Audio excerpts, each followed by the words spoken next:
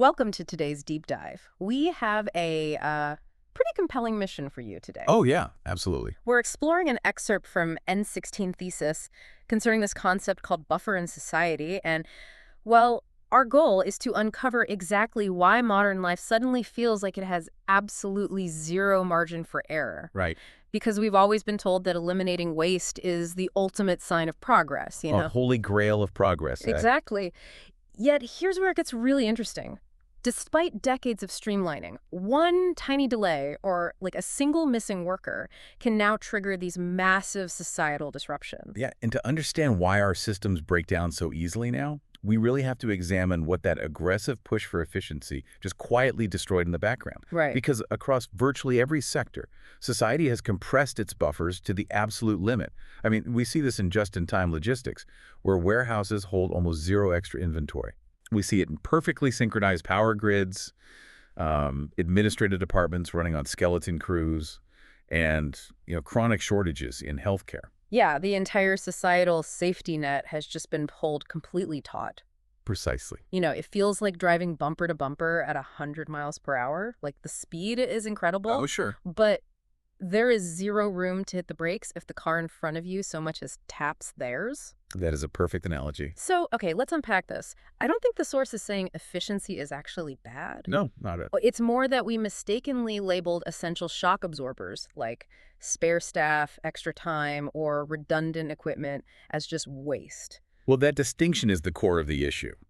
Efficiency isn't the enemy here. The problem is the loss of what engineers call play or margin. Play, right? Yeah, because every societal system experiences inevitable natural fluctuations. Think about unpredictable traffic delays, a sudden spike in illness. Or like a localized power failure. Exactly. These are nonlinear variables, meaning one minor hiccup doesn't just cause a proportional 1-minute delay. It ripples out. It compounds. It compounds, Yeah. and it can collapse an entire logistics network.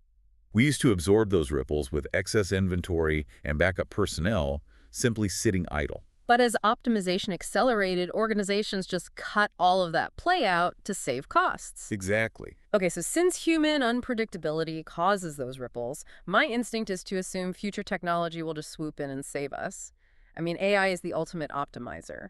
You'd think so. However, the source points to a looming paradox here, rather than a simple solution. Wait, a paradox. Yeah, because as artificial intelligence advances, its ability to predict supply and demand will approach perfection. But that actually creates a new vulnerability. Huh. How does that work? Well, when an algorithm guarantees that a vital shipment will arrive at exactly noon, the financial incentive to pay for a warehouse to hold backup inventory just vanishes. Oh, I see. On a corporate spreadsheet, that buffer suddenly looks like foolish spending. Right. Consequently, society will synchronize even faster, and those redundant margins will be slashed even further. So the takeaway is that optimization does not automatically guarantee recoverability. So what does this all mean? If an AI perfectly predicts what we need, shouldn't we be safe with a smaller buffer? It sounds foolproof. Because if the technology already knows how to clear the main route, aren't we just clinging to outdated safety nets by demanding backups? It sounds foolproof until you factor in true chaos. You see, civilization stability isn't merely a measure of speed and zero waste. Okay. True stability is measured by the ability to tolerate delays, maintain alternative routes, and recover from unpredictable nonlinear shocks. Right. An AI might perfectly predict consumer demand, but it cannot prevent a massive earthquake from taking out a highly optimized single point of failure supply route. Wow, yeah. And if you've eliminated your alternative paths because they were deemed financially inefficient, your system cannot recover. Exactly. That translates directly to how you manage your own daily life. Oh, absolutely. Like, if you schedule your day back to back with zero gaps between meetings, one late phone call ruins the entire afternoon. The whole day is gone. Right.